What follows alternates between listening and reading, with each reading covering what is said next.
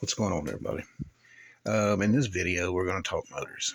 Um, the past week and a half or so, I've had quite a few people email me, and we just been talking about motors, motor size, motor strength.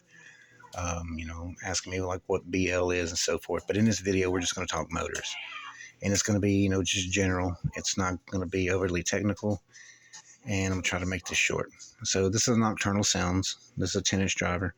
I'm going to be building it, unraveling it off using this carbon fiber cone, tall roll, and carbon fiber dust cap. It's torn down. So we're just going to, I'm going to keep the basket the same, the 12 spoke aluminum basket. But anyways, we're going to use a motor for the purposes of the video. So the motor of a speaker or any transducer pretty much is basically the same. Consists of a top plate and then the T-yoke, which is the back plate and the pole. And it'll have, either ferrite or neo or ceramic or whatever. And a motor is assembled dead, meaning there's, no charge to it. And so they assemble it, and then, they charge it with a magnetizer. And at that point, the magnets have a north and a south pole. All charged magnets have a north and a south pole.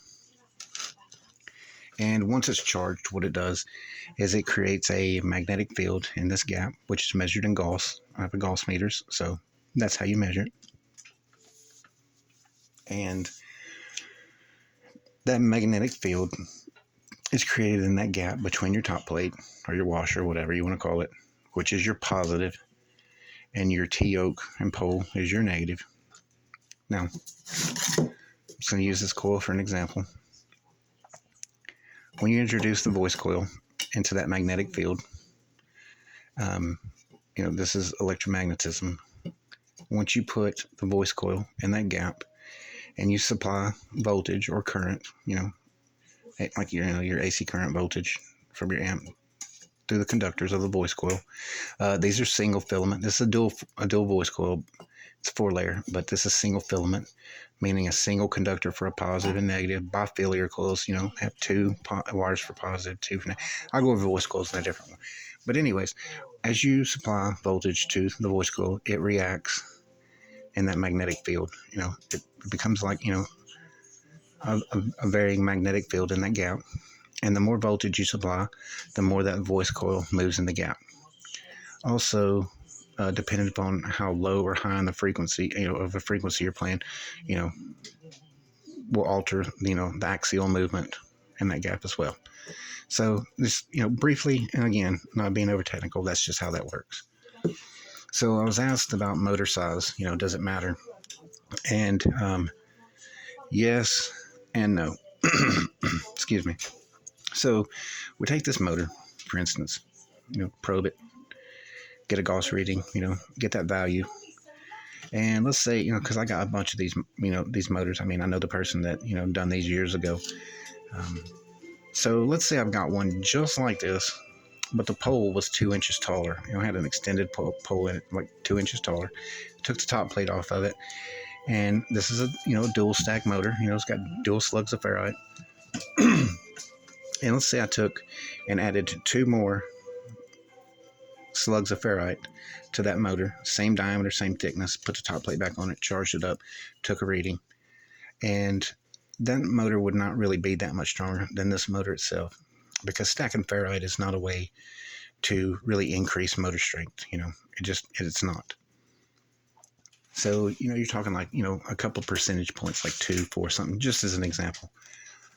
Now, if I took this motor design and I went to the machine shop, turned me a top plate and a T-yoke, the back plate, portion, and I, 2 inches wider, 2-inch wider top plate, back plate, 2 inches wider.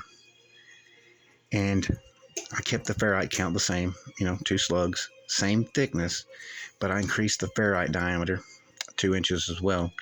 And I put that motor together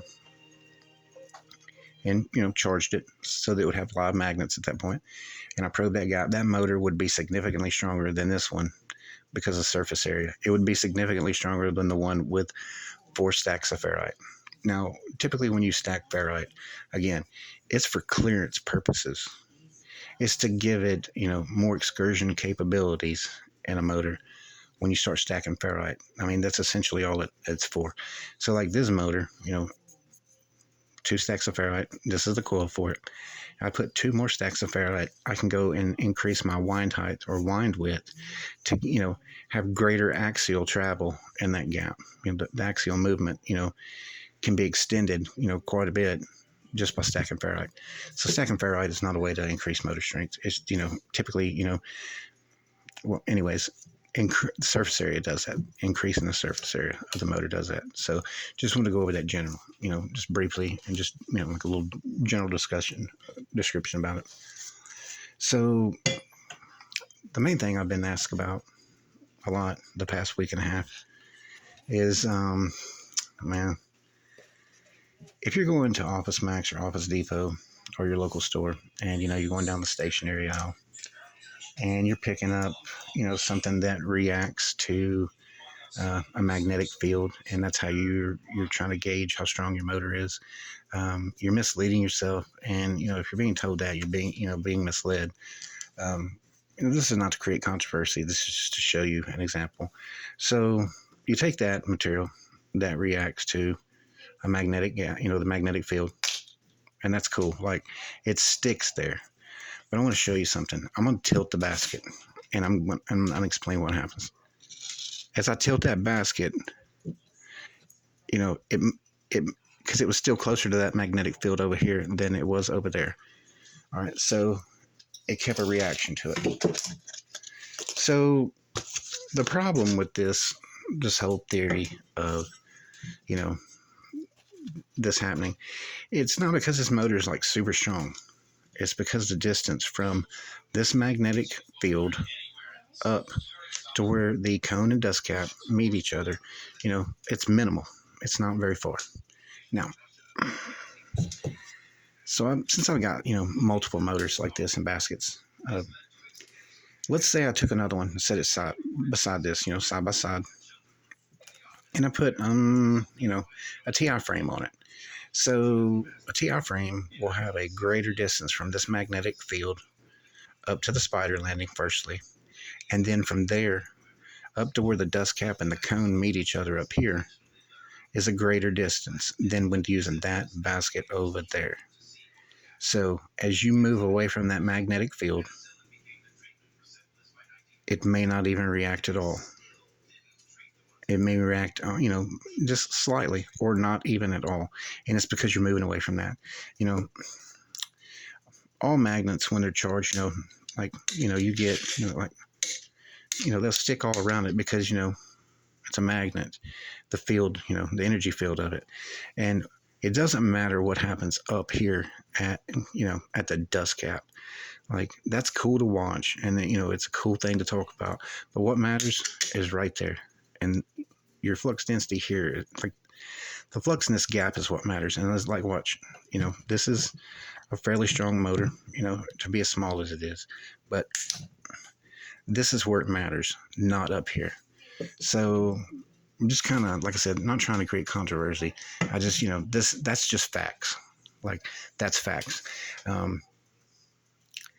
Using stationary equipment, stationary items per se, and, dropping it here, that's not a way to gauge how strong a motor is. So I just kind of wanted to put that to rest. Again, the further the distance is from here, away from the magnetic field up to this point right here, the greater it is, the distance is, the less reaction you're going to get to a material that will react, to a magnet itself or the magnetic field. So I'll go over BL and stuff in another video because people would ask about it. But I just, want to do a little rundown real quick. Again, not overly technical, but I hope you found it informative, and I will see you on the next one.